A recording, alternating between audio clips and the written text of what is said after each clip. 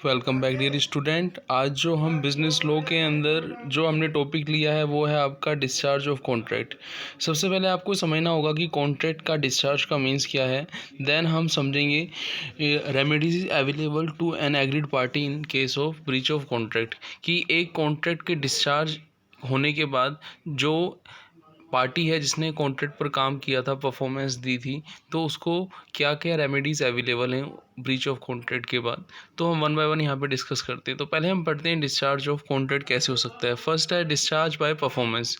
Name से clear हो रहा है कि जो कॉन्ट्रैक्ट के अंदर जो परफॉर्मर होते हैं, एक तो प्रपोजल रखने वाला होता है और दूसरा एक्सेप्टर हो रहा है। जो आपका प्रपोजल रखने वाला है, सपोज़ मान लीजिए पीटर है, वो सेल कर रहे हैं अपनी साइकिल जॉन को कितने पर, 10,000 रुपये में। तो यहाँ पे जो पीटर जो है वो क्या परफॉर्म करेगा, वो जॉन को साइकिल ट्रांसफ़र करेगा और जॉन क्या करेगा, 10,000 उनको कैश में देगा या बैंक जो भी देगा वो उनको पेमेंट करेगा। तो डिस्चार्ज बाय परफॉर्मेंस का मतलब है जब कॉन्ट्रैक्ट से जुड़ी हुई दोनों पार्टी अपनी परफॉर्मेंस पूरी कर देती है, उसको हम बोलते हैं discharge of contract bye performance. अब यहाँ पे बात करेंगे सेकंड है discharge by mutual agreement. Discharge by mutual agreement का मतलब है जब प्रपोजल रखने वाला और एक्सेप्टर बीच में कुछ म्यूचुअल एग्रीमेंट कर लेते हैं और कॉन्ट्रैक्ट को पूरा मानते हैं, तो उसे हम क्या बोलते हैं, डिस्चार्ज बाय म्यूचुअल एग्रीमेंट। यहाँ पे हम एग्जांपल भी दे सकते हैं कि जो पीटर थे उन्होंने 1 लाख रुपए जॉन से लिए थे और ये कहा था कि 1 साल के अंदर हम उनको लौटा देंगे। लेकिन हुआ क्या कि जो पीटर था, पीटर की जॉब चली गई और उसने फिर जॉब जाने के बाद जॉन से रिक्वेस्ट की कि अभी मैं आपको 1 लाख रुपए नहीं पे कर सकता, मैं आपको 75,000 रुपये ही दे सकता हूँ, आप मुझसे ले सकते हैं अभी। तो जॉन ने एग्री कर दिया, ठीक है आप हमें 75,000 रुपये दे दीजिए। तो यहाँ पे जो दोनों पार्टी के बीच में जो कॉन्ट्रैक्ट का डिस्चार्ज हुआ है वो क्या हुआ है, बाय म्यूचुअल एग्रीमेंट। दोनों पार्टी ने आपस में एग्रीमेंट करके इस कॉन्ट्रैक्ट को पूरा किया है। थर्ड आता है discharge bye impossibility of performance. Discharge by impossibility of performance क्या होता है कि जब हम कॉन्ट्रैक्ट के अंदर ये देखते हैं कि कॉन्ट्रैक्ट को पूरा करना पॉसिबल नहीं है, तो वो कॉन्ट्रैक्ट ऑटोमेटिकली क्या हो जाता है, डिस्चार्ज हो जाता है। जैसे मान लीजिए पीटर जो हैं, पीटर ने कॉन्ट्रैक्ट किया जॉन से कि वो उनकी सिस्टर से क्या करेंगे, शादी करेंगे। लेकिन कुछ दिनों बाद पीटर का एक्सीडेंट हो गया। तो एक्सीडेंट के बाद पीटर की जो हेल्थ थी वो ठीक नहीं थी, ठीक है ना। उसके एक्सीडेंट की वजह से जो प्रॉब्लम हुई थी, अब वो शादी नहीं करना चाहता जो है। तो यहाँ पे जो जॉन है, जॉन ये समझ लेगा कि अब वो कॉन्ट्रैक्ट क्या हो गया, ऑटोमेटिकली क्या हो गया, डिस्चार्ज हो गया। क्योंकि इम्पॉसिबिलिटी ऑफ परफॉर्मेंस है, हो सकता है एक्सीडेंट के बाद वो बच भी सकता है और मर भी सकता है। तो ये जो डिस्चार्ज है वो क्या है, इम्पॉसिबिलिटी ऑफ परफॉर्मेंस के कारण हुआ। आप इसको ऐसे भी समझ सकते हैं कि यदि कोई मान लीजिए कोई ऑथर है, उसने कोई बुक लिखनी है, ठीक है ना, लेकिन वो उस ऑथर के साथ कोई मिसहैपनिंग हो जाती है और वो बुक नहीं लिख पाता है, ठीक है ना, एक्सीडेंट हो जाता है, कुछ भी हो जाता है, तो वहाँ पे ऑथर का जो कॉन्ट्रैक्ट था बुक सेलर के साथ वो ऑटोमेटिकली क्या हो जाएगा, due to impossibility of performance discharge हो जाएगा, ठीक है ना। नेक्स्ट है discharge of contract by lapse of time. अब यदि हम यहाँ पे ऑथर का ही एग्जाम्पल लें और यहाँ पे हम देखें कि वो जो ऑथर था उसका एक्सीडेंट तो नहीं हुआ, लेकिन जो उसको टाइम दिया गया था वो उसको 4 मंथ का टाइम दिया गया था बुक लिखने के लिए, लेकिन उस 4 मंथ की ड्यूरेशन में वो बुक को लिख के नहीं भिजवा पाया। तो यहाँ पे contract due to lapse of time automatically क्या हो जाएगा, डिस्चार्ज हो जाएगा। तो यानी यहाँ पे हम कुल मिला के ये बात कर रहे हैं कि किस किस तरीके से कॉन्ट्रैक्ट को हम पूरा मानते हैं। अब देखते हैं discharge by contract by operation of law. Operation of law कब होता है, डिस्चार्ज ऑफ ऑपरेशन लॉ तब होता है जब मान लीजिए कोई प्रोमिसर है, उसकी डेथ हो जाती है, वो इंसॉल्वेंट हो जाता है, तो कहीं ना कहीं दूसरी पार्टी क्या करती है, उस पर केस करती है। तो वहाँ पे जो ऑपरेशन ऑफ लॉ की सहमति से ही कॉन्ट्रैक्ट को पूरा किया जाता है, वो कहलाता है discharge of a contract by operation of law. कब, जब आपका प्रोमिसर की डेथ हो जाए या फिर वो इंसॉल्वेंट हो जाए। फिर क्या, discharge by breach of contract. Breach of contract का मतलब ये हुआ कि जो कॉन्ट्रैक्ट की पार्टी थी वो जो उसको परफॉर्म करना था कॉन्ट्रैक्ट के अंदर उस स्पेसिफिक टाइम और प्लेस स्पेसिफाइड पर, उसने उस कॉन्ट्रैक्ट को पूरा नहीं किया, तो वो क्या माना जाएगा, ब्रीच ऑफ कॉन्ट्रैक्ट माना जाएगा।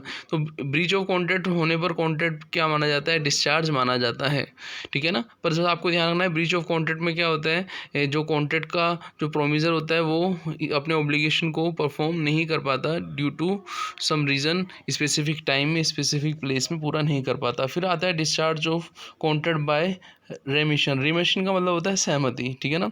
होता क्या है कि परफॉर्मेंस जो कॉन्ट्रैक्ट के अंदर कॉन्ट्रैक्टी मतलब जो कॉन्ट्रैक्ट की एक्सेप्टेंस दे रहा है, ठीक है ना, एक्सेप्ट कर रहा है, एक्सेप्टर है, वो आपस में सहमति करके भी कॉन्ट्रैक्ट को डिस्चार्ज कर सकते हैं। ये आपका उससे मिलता जुलता हुआ जो अपना एग्जाम्पल था ना, कौन सा, पीटर जो था 1 लाख रुपए उससे लेता है, म्यूचुअल वाला था। यहाँ पे लिखा हुआ है इन एग्जाम्पल अब वो Peter only repay a part of money he owes to John, however John agree to accept it as a final settlement of debts, John act is a remission discharge the contract. तो John ने उस पर अपनी सहमति दी और वो discharge of contract by remission हो गया। फिर नेक्स्ट आता है discharge by non provisioning of facility. कभी कभी कॉन्ट्रैक्ट के अंदर क्या होता है, हम स्पेसिफाई कर देते हैं कि हमें शुरू से ही कि ये चीज़ें कॉन्ट्रैक्ट के अंदर होनी ज़रूरी हैं और वो फैसिलिटीज़ कॉन्ट्रैक्ट के अंदर नहीं दी जाती, तो नॉन प्रोविजनिंग ऑफ फैसिलिटी, उन फैसिलिटी के अभाव के कारण कॉन्ट्रैक्ट क्या हो जाता है, डिस्चार्ज हो जाता है। नेक्स्ट आता है discharge of a contract due to merger of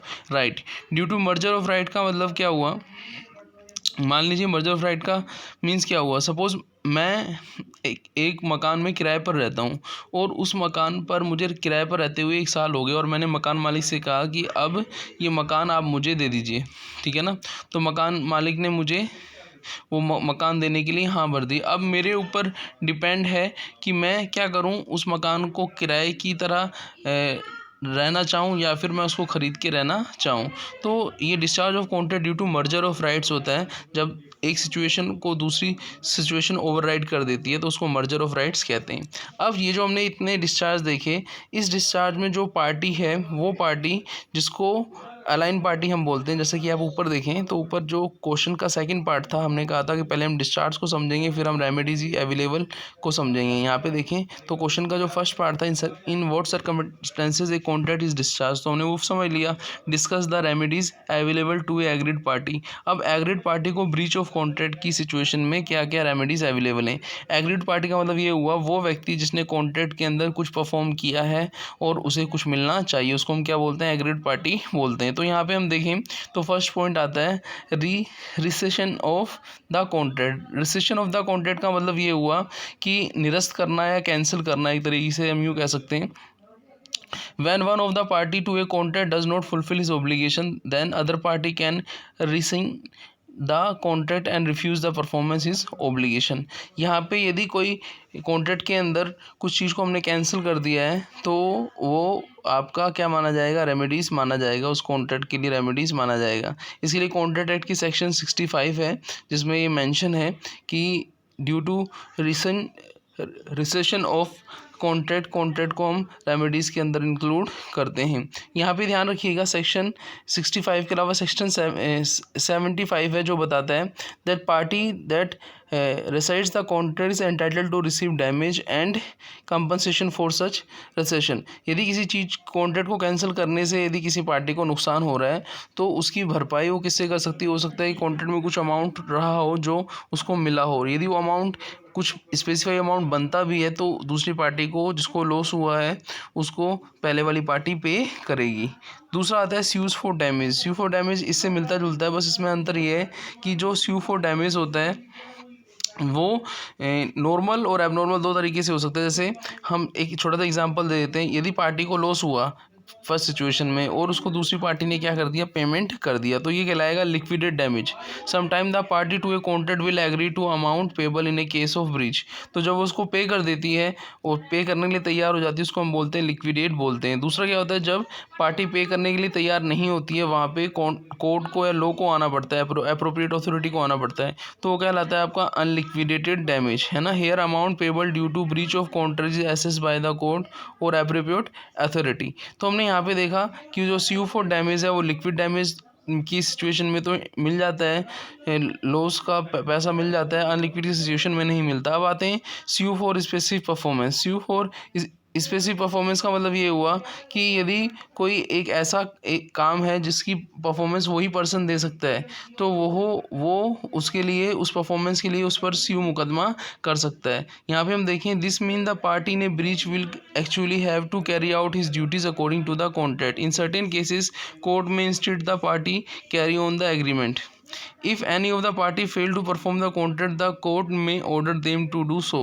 तो इस सिचुएशन में कोर्ट क्या कर सकते हैं, जो परफॉर्मर है उसको स्पेसिफिक परफॉर्मेंस देने के लिए बोल सकता है। तो यदि किसी सिचुएशन में स्पेसिफिक परफॉर्मेंस किसी को परफॉर्म करनी है और वो नहीं करता है, तो आप लोग की हेल्प से स्पेसिफिक परफॉर्मेंस के लिए मुकदमा कर सकते हो, SU फॉर स्पेसिफिक परफॉर्मेंस भी कर सकते हो। फिर क्या है आपका इंजंक्शन।